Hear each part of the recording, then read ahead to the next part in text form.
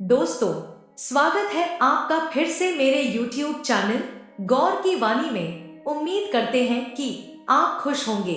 आज हम आपसे बात करेंगे ब्रह्मा मुहूर्त के रहस्य बारे में। नदी के किनारे पर गुरु का एक आश्रम था। वहां पर रहने वाले गुरु जी की कहानियां बहुत प्रसिद्ध थी।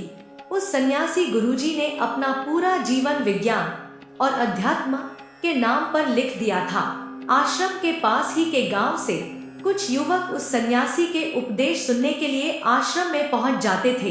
एक दिन संध्या उपदेश में एक युवक ने गुरु जी से सवाल किया कि गुरुदेव, मन बहुत ही विचित्र है। मैं बार बार अपने आप से बोलता हूँ कि यह गलती मैं अब नहीं करूँगा, लेकिन हर बार वही गलती दोबारा से हो जाती है। सोचता हूँ कि अतीत में जो गलतियां मुझसे हुई हैं, उनके लिए मैं पश्चाताप ना करूं, लेकिन मेरा मन हमेशा पीड़ा से भरा रहता है। आपने कहा है कि ध्यान सब दुखों को खत्म कर देता है, लेकिन मैं रोज ध्यान करता हूँ, पर मुझे उस ध्यान का कोई फायदा नहीं मिल रहा।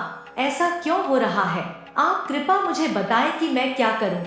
सन्यासी गुरु जी ने कहा कि शुरू में ध्यान करना सबसे ज्यादा मुश्किल होता है, क्योंकि शुरुआत में व्यक्ति के मन को इसकी आदत नहीं होती है। मन इधर उधर भागता है, एक जगह पर नहीं टिकता। वह नई पुरानी बातों को याद करता है, जिससे कि ध्यान नहीं लग पाता। प्राचीन समय में जब भी कोई शिष्य अपने गुरु के पास ध्यान सीखने के लिए आता था, तो गुरु अपने शिष्य को ब्रह्मा मुहूर्त में ध्यान लगाने के लिए कहा करते थे, क्योंकि ब्रह्मा मुहूर्त सृजन का समय होता है। इस समय प्रकृति एक नए दिन की शुरुआत करती है। पूरी प्रकृति एक सौंदर्य से भर जाती है। प्राचीन शास्त्रों के अनुसार 24 घंटा को 30 मुहूर्त में बांटा गया है, जिसमें हर एक मुहूर्त 48 मिनट का होता है। ब्रह्मा मुहूर्त की शुरुआत सूर्योदय से 1 घंटा 36 मिनट पहले ही हो जाती है। अलग अलग ऋतुओं में सूर्योदय का समय अलग अलग होता है। इसी प्रकार ब्रह्मा मुहूर्त का समय भी अलग हो जाता है।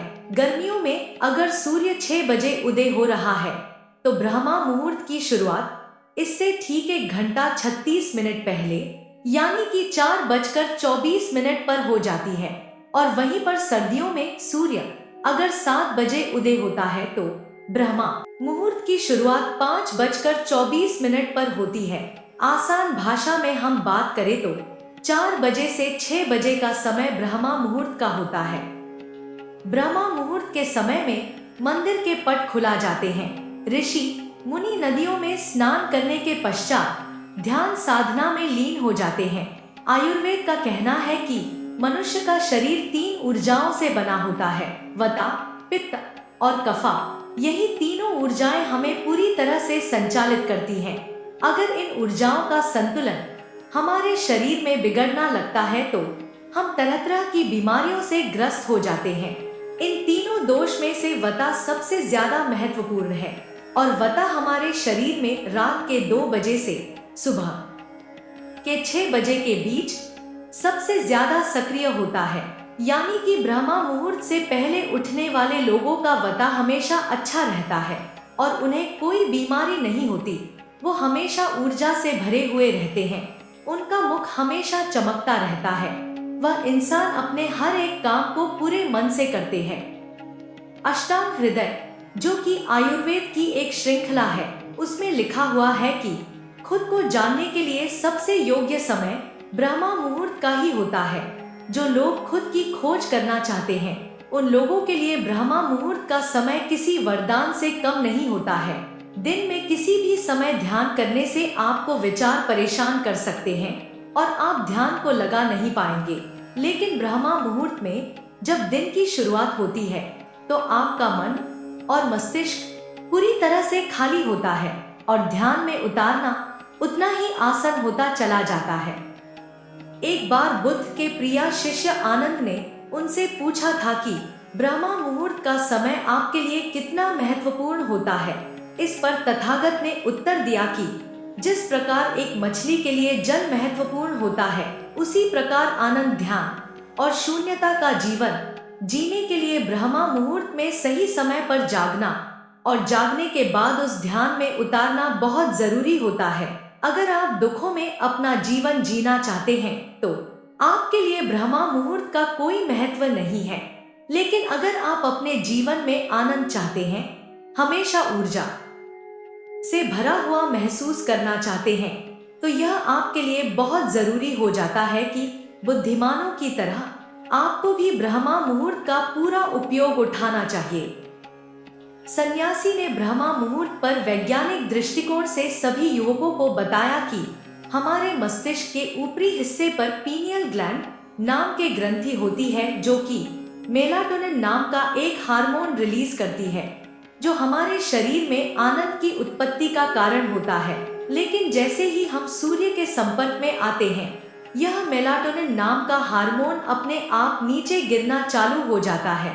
और इसी वजह से जो लोग देरी से उठते हैं, अक्सर ऐसे लोग बिना किसी कारण के तनाव में रहते हैं। छोटी छोटी बातों पर गुस्सा आना, चिड़चिड़ापन, यह सारे स्वभाव उनके अंदर पाए जाते हैं।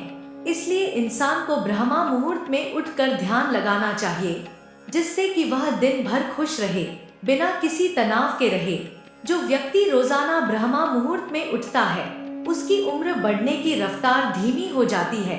ऐसे लोग अगर नियमित रूप से ब्रह्मा मुहूर्त में ध्यान लगाने का अभ्यास करें, तो कुछ ही समय में वो पाएंगे कि उनके चेहरे की झुर्रियां और उनके बाल पूरी तरह से ठीक हो चुके हैं। ब्रह्मा मुहूर्त में 15 मिनट का किया हुआ ध्यान पूरे दिन में 2 घंटे किया हुए ध्यान के बराबर हो जाता है। आप सिर्फ 15 मिनट ध्यान करने के बाद वही अनुभव कर पाएंगे जो एक योगी, सन्यासी, महात्मा गहरे ध्यान में जाने के बाद अनुभव करता है। जिन लोगों ने ध्यान की यात्रा की शुरुआत की है, उनके लिए तो ब्रह्मा मुहूर्त एक वरदान साबित होगा। सन्यासी ने बताया कि कुछ लोग ब्रह्मा मुहूर्त में ध्यान लगाने के बाद भी उस समय का सही उपयोग नहीं करते हैं। कुछ लोग अपना मोबाइल फोन देखना शुरू कर देते हैं। ध्यान लगाने के बाद व्यक्ति को इस समय का सही से उपयोग करना चाहिए। व्यक्ति को अपनी चप्पल या जूते निकालकर हरी घास पर घूमना चाहिए, जिससे कि आपकी त्वचा और आपकी आंखों को बहुत ही लाभकारी फायदे मिलेंगे। ध्यान और योगासन करने के बाद एक व्यक्ति को शारीरिक अभ्यास जरूर करना चाहिए। शारीरिक अभ्यास ब्रह्मा मुहूर्त में करने से जब हमारे शरीर से पसीना निकलता है, तो हमारे रक्त तक शुद्ध ऑक्सीजन पहुंचती है, जो हमारे रक्त संसार को बेहतर कर देती है और हमारे शरीर की सारी गंदगी बाहर निकल जाती है।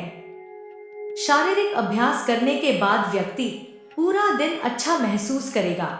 सारा दिन तरोताजा महसूस करेंगे, चेहरा कमल की तरह निखार जाएगा। और यही सफलता का सबसे बड़ा मंत्र होता है।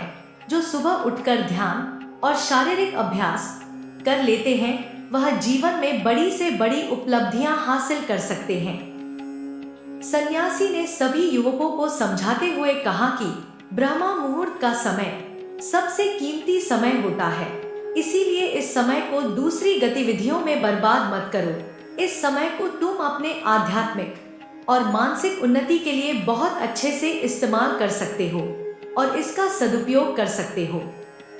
तो दोस्तों, अगर आपको यह छोटी सी जानकारी पसंद आई है तो मेरे चैनल को सब्सक्राइब करें, वीडियो को लाइक करें, कमेंट में जय महाकाल लिखना न भूलें। जय महाकाल, जय शिव शंकर।